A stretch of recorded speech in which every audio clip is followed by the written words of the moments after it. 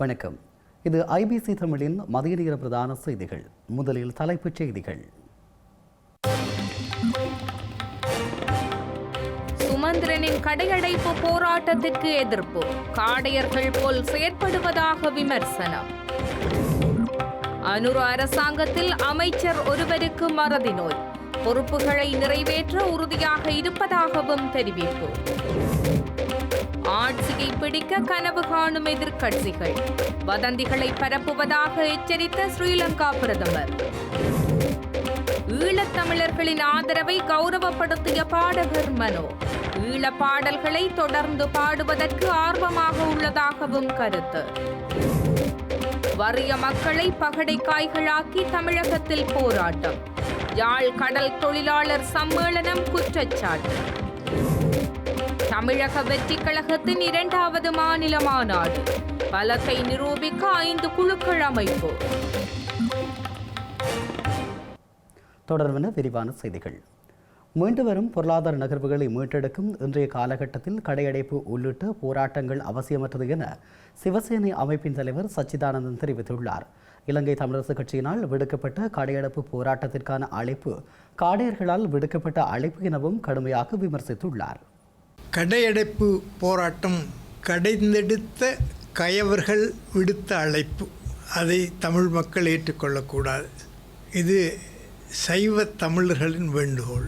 நாங்கள் சைவ தமிழர்கள் இதில் ஒருமித்த கருத்தோடு இருக்கிறோம். நாங்கள் கடையடிப்பில் பங்கு பெற்ற மாட்டோம். வணிகர்கள் பங்கு பெற்ற வேண்டாம், வாணிபர்கள் பங்கு பெற்ற வேண்டாம், தொழிற்சாலைகள் திறந்திருக்கட்டும்.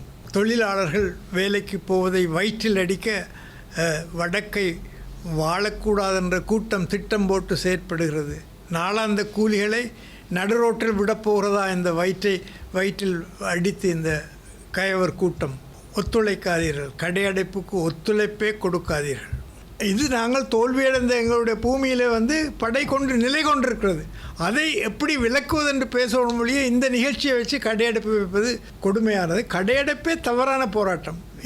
இன்றைய போராட்டம் முடிந்து தோல்வியில் முடிந்து நாங்கள் திரும்ப பொருளாதாரத்தை மீள கட்டி எழுப்ப முயற்சிக்கின்ற வேளையில் நாளாந்த கூலிகள் மிகவும் சொல்லப்படுற சூழலில் அவர்களை வேலைக்கு போக வேண்டாம் என்று சொல்வது, பேருந்துகளை நிறுத்துவது, தொடர் வண்டிகளை நிறுத்துவது, கடைகளை அடைக்க சொல்வது கொடுமையான அழைப்பு. அப்படியா கயவர்கள் தான் அத்தகைய அழைப்பை, இந்த கொடுமையான அழைப்பை விடுவார்கள். அனுர அரசாங்கத்தில் அங்கம் வகிக்கும் அமைச்சர் ஒருவர் தனக்கு மறதி நோய் இருப்பதாக தெரிவித்துள்ளார். தனது முக்கிய பதவிகளில் பொறுப்புகளையும் சமநிலையான முறையில் நிறைவேற்றுவதில் தாம் உறுதியாக இருப்பதாக குறிப்பிட்டுள்ளார். ஸ்ரீலங்கா விவசாய அமைச்சர் கேடி லால்காந்த டிமென்சியா எனப்படும் மறதி நோய் இருப்பதாக தெரிவித்துள்ளார். கொழும்பில் நடைபெற்ற நிகழ்வொன்றில் அமைச்சர் இவ்வாறு தெரிவித்துள்ளதாக தென்னிலங்கை ஊடகம் ஒன்று தகவல் வெளியிட்டுள்ளது. டிமென்சியா என்பது மூளையின் சில பகுதிகளில் ஏற்படும் மாற்றங்களால் ஏற்படும் ஒரு நோய் நிலைமை. இதனால் நரம்பு செல்கள் மற்றும் அவற்றின் இணைப்புகள் சரியாக செயற்படுவதை நிறுத்துகின்றன. இந்த நோய் நினைவாற்றல் இழப்பு, சிந்திக்க திறன் குறைதல் மற்றும் சிக்கல் தீர்க்கும் திறன் குறைதல் போன்ற அறிகுறிகளை ஏற்படுத்துகின்றது.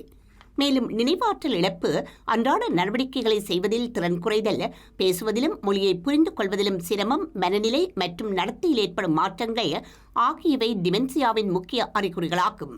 இவ்வாறான ஒரு நிலையில் தனக்கு இந்த நோய் இருப்பதாக தெரிவித்த விவசாய அமைச்சர் கேடி லால்காந்த அமைச்சரவை அமைச்சர் உள்ளிட்ட தனது முக்கிய பதவிகளின் பொறுப்புகளையும் சமநிலையான முறையில் நிறைவேற்றுவதில் தாம் உறுதியாக இருப்பதாக குறிப்பிட்டுள்ளார்.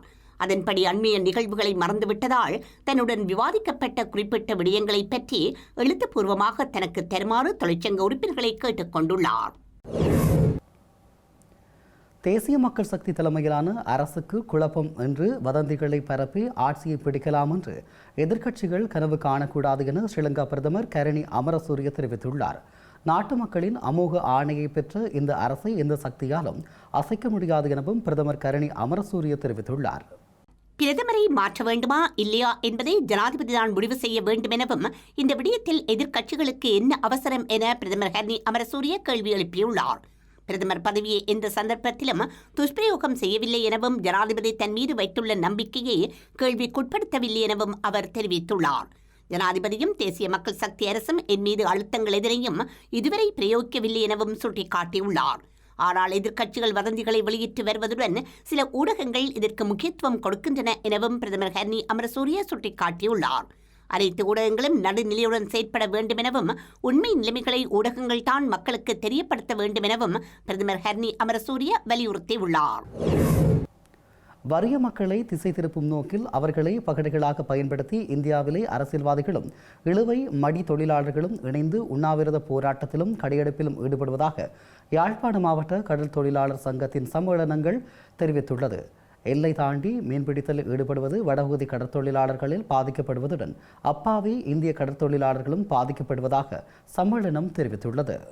நாங்கள் இன்றைக்கு கதைக்கிற விஷயம் என்னன்னு சொன்னால், இந்த இந்திய இழுவை படகுகள் எமது கடல் எல்லைக்குள் அத்துமீறிய தொழில்களை செய்து கொண்டிருக்கிறார்கள். அதற்கு ஆதரவாக இன்று இந்தியாவில் போராட்டங்கள், அதாவது அவர்களை தொழில் செய்ய விட வேண்டும், மற்றது பிடிபட்ட படகுகளை விடுதலை செய்ய வேண்டும் என்றும் அங்கே ஆர்ப்பாட்டங்கள் செய்து கொண்டிருக்கிறார்கள். நாங்கள் ஒன்று சொல்ல விரும்புகிறோம் என்னன்னு சொன்னால், எங்களுடைய நாடு இறைமை உள்ள நாடு. எங்களுக்கு சட்டங்கள், சட்டபூர்வமான திணைக்களங்கள் இருக்கிறது. நீங்கள் எல்லை தாண்டி நீங்கள் மீன்பிடியில் சட்டவிரோதமான தொழில்களை எங்கள் எல்லைக்குள் நீங்கள் செய்தால் எங்களுடைய கடற்படையினரோ மற்றது எமது கடத்தொழில் நீதியாளர் திணைக்களங்களோ மற்றது எமது அரசாங்கங்களோ உங்களுக்கு எதிரான சட்ட நடவடிக்கைகளை எடுப்பார்கள். ஆனால் நீங்கள் நினைக்கலாம் முறையில் இருக்குதுண்டு. இப்போது இருக்கிற எமது அரசாங்கமானது அதி உயர் பாதுகாப்போட கூடிய எமது நாட்டை பாதுகாக்கக்கூடிய வளத்துல இப்போது வளர்ச்சி அடைஞ்சிருக்கிறது. முதல் இருந்த அரசாங்கங்கள் செய்த தப்புகளை இந்த அரசாங்கம் செய்தென்று நீங்க நினைத்து மறுபடியும் எமது எல்லைகளை தாண்டி நீங்கள் உள்ளே வராதீர்கள். அப்படி நினைத்து நீங்க வந்தால் உங்களுக்கு எதிரான சட்ட நடவடிக்கைகள் எடுக்கப்படும். அதுக்கான ஒழுங்குகளை எமது கடற்தொழில் அமைச்சுக்கும் எமது கடற்படையினரும் அதுக்கான நடவடிக்கைகளை எடுத்துக்கொண்டிருக்கிறார்கள். எமது வளங்களையும் எமது கடற்தொழில் உபகரணங்களையும் அதாவது இந்திய இழுவை படகுகள் அழித்து நாளாந்தம் எமது மக்கள் பாரிய இன்னல்களுக்கு உண்டாகிறார்கள். அப்ப அதனால எமது வளங்களை பாதுகாக்கிறதான் எமது நோக்கமா இருக்கிறது. நீங்கள் இந்த எமது கடல் பரப்புக்குள்ள நீங்கள் எல்லை தாண்டக்கூடாது என்பதை நாங்கள் உங்களுக்கு வலியுறுத்துகிறோம்.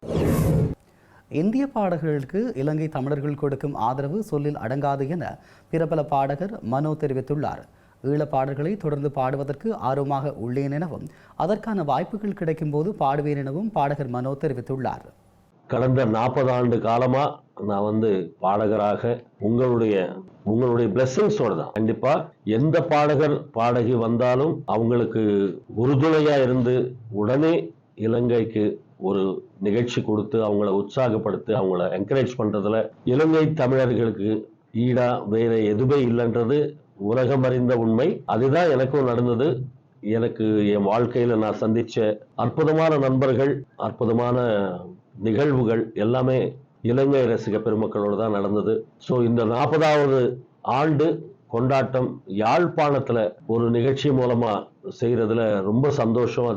அது போன வருடமே நாங்க கொஞ்சம் பிளான் பண்ணியிருந்தோம். அது லாஸ்ட் மினிட்ல பிளான் பண்ணதுனால ஒரு நல்ல ஆடிட்டோரியமோ ஒரு பெரிய மைதானம் கிரவுண்டோ கிடைக்கவே இல்லை. லாஸ்ட் மினிட்ல அது சின்ன ஹால்ல பண்ணா அது நிறைய பேர் சந்தோஷப்படுத்த முடியாதன்ற ஒரு காரணத்துக்காக அது மீண்டும் இந்த வருடத்துக்கு நிறைய நண்பர்களோட சப்போர்ட்டோட நான் இந்த வருடம் முருகனுடைய ஆசீர்வாதத்தோட, அதாவது இந்த திருவிழா பெரிய கொண்டாட்டம், அதுக்கு இடையில ஆகஸ்ட் 23ஆம் தேதி அது மத்திய கல்லூரி மைதானத்துல நமக்கு ஒரு அற்புதமான இடம் கிடைச்சிருக்கு.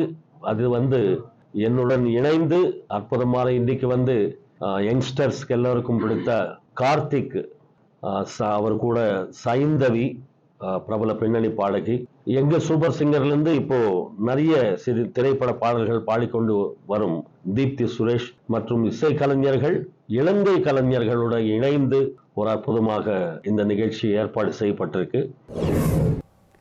வரலாற்று சிறப்புமிக்க நல்லூர் கந்தசுவாமி ஆலய வருடாந்த மகோத்சவத்தின் திருவிழாவின் 19வது நாளான இன்றைய தினம் சனிக்கிழமை காலை சூரியோற்சவம் நடைபெற்றது.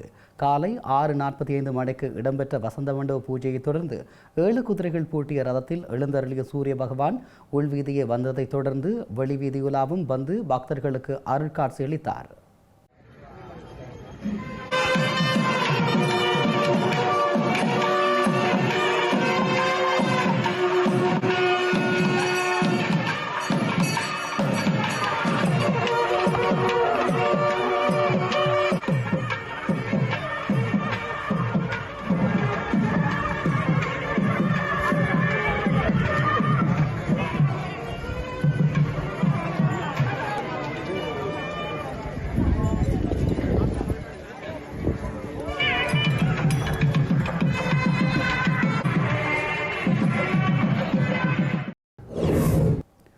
தமிழக வெற்றிக் கழகத்தின் 2வது மாநில மாநாட்டு பணிகளுக்கான மேலும் 5 குழுக்கள் அமைத்து கட்சி தலைமை அறிவித்துள்ளது. தமிழக சட்டசபை தேர்தலுக்கு இன்னும் 8 மாதங்களே உள்ள சூழ்நிலையில் முதன்முறையாக தேர்தலை சந்திக்க தமிழக வெற்றிக் கழகம் தயாராகி வருகின்றது. அந்த வகையில் வரும் 25ஆம் தேதி மதுரை தூத்துக்குடி தேசிய நெடுஞ்சாலை பாரபத்தி பகுதியில் 2வது மாநில மாநாடு நடைபெறும் என அறிவிக்கப்பட்ட நிலையில் விநாயகர் சதுர்த்தி விழா பாதுகாப்பு காரணங்களுக்காக காவல்துறை கேட்டுக்கொண்டதன் அடிப்படையில் மாநாடு 4 நாட்களுக்கு முன்னதாக 21ஆம் தேதி நடைபெறும் என்று தவிக தலைவர் விஜய் அறிவித்தார். தவிக மாநாட்டிற்கு இன்னும் சில நாட்கள் மட்டுமே உள்ள நிலையில் பணிகள் முழுவீச்சில் நடைபெற்று வருகின்றது. தென் மாவட்டங்களில் விஜய் பலத்தை நிரூபிக்க நடத்தப்படும் தவிக 2வது மாநில மாநாடு அரசியலில் முக்கியத்துவம் வாய்ந்ததாக பார்க்கப்படுகின்றது. இந்த நிலையில் மதுரையில் நடைபெறவுள்ள தமிழக வெற்றிக் கழகத்தின் 2வது மாநில மாநாட்டு பணிகளுக்காக மேலும் 5 குழுக்கள் அமைத்து கட்சி தலைமை அறிவித்துள்ளது. இந்தோனேசியாவின் நகரொன்றில் பாடசாலையில் மதிய உணவை உட்கொண்ட 365 மாணவர்கள் உடல்நலக் குறைவால் பாதிக்கப்பட்டுள்ளனர். ஜனாதிபதி பிரபோவோ சுபியாண்டோவின் இலவச உணவு திட்டத்தில் இடம்பெற்ற மிகப்பெரிய சம்பவமாக இது பதிவாகியுள்ளது. மத்திய ஜாவாவின் ஸ்டாகின் பகுதியில் உணவு மாதிரிகள் பரிசோதிக்கப்படுவதால் அங்குள்ள இலவச மதிய உணவு திட்டம் தற்காலிகமாக நிறுத்தப்பட்டுள்ளது. மொத்தம் 28 பில்லியன் அமெரிக்க டாலர் செலவில் செயற்படும் இந்த திட்டம் நாட்டில் குழந்தைகளின் வளர்ச்சி குறைபாட்டை தடுக்க ஜனாதிபதி தேர்தல் பிரசார வாக்குறுதியின் ஒரு பகுதியாக ஆரம்பிக்கப்பட்டது. மாணவர்களுக்கு வழங்கப்பட்ட உணவான மஞ்சள் சாதம், முட்டை பொடிமா, பொரித்த டெம்பே, வெள்ளரிக்காய் மற்றும் பால் அனைத்தும் மைய சமையலறையில் தயாரித்து நகரின் பல பாடசாலைகளுக்கு விநியோகிக்கப்பட்டதாக கூறப்படுகின்றது. அரசு இதனால் ஏற்பட்ட மருத்துவ செலவுகளை தானே ஏற்கும் என்று தெரிவித்துள்ளது. இந்த திட்டம் ஜனவரியில் தொடங்கியதிலிருந்து நாடு முழுவதும் 1000 பேருக்கும் மேற்பட்டோர் உடல்நலக்குறைவு அடைந்துள்ளமை குறிப்பிடத்தக்கது. செய்திகளின் நிறைவாக மீண்டும் தலைப்புச் செய்திகள். சுமந்திரனின் கடையடைப்பு போராட்டத்திற்கு எதிர்ப்பு, காடையர்கள் போல் செயற்படுவதாக விமர்சனம். அனுர அரசாங்கத்தில் அமைச்சர் ஒருவருக்கு மறதி நோய், பொறுப்புகளை நிறைவேற்ற உறுதியாக இருப்பதாகவும் தெரிவிப்பு. ஆட்சியை பிடிக்க கனவு காணும் எதிர்க்கட்சிகள், வதந்திகளை பரப்புவதாக எச்சரித்த ஸ்ரீலங்கா பிரதமர். ஈழத்தமிழர்களின் ஆதரவை கௌரவப்படுத்திய பாடகர் மனோ, ஈழ பாடல்களை தொடர்ந்து பாடுவதற்கு ஆர்வமாக உள்ளதாகவும் கருத்து. வறிய மக்களை பகடைக்காய்களாக்கி தமிழகத்தில் போராட்டம், யாழ் கடல் தொழிலாளர் சம்மேளனம் குற்றச்சாட்டு.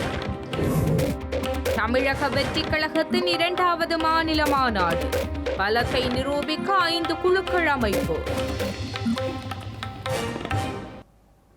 இத்துடன் ஐபிசி தமிழின் பிரதான செய்திகள் நிறைவு பெற்றன. உடனுக்குடன் செய்திகளை அறிந்து கொள்ள IBCTamil.com என்ற எமது இணையதளத்தை பார்வையிடுங்கள். வணக்கம்.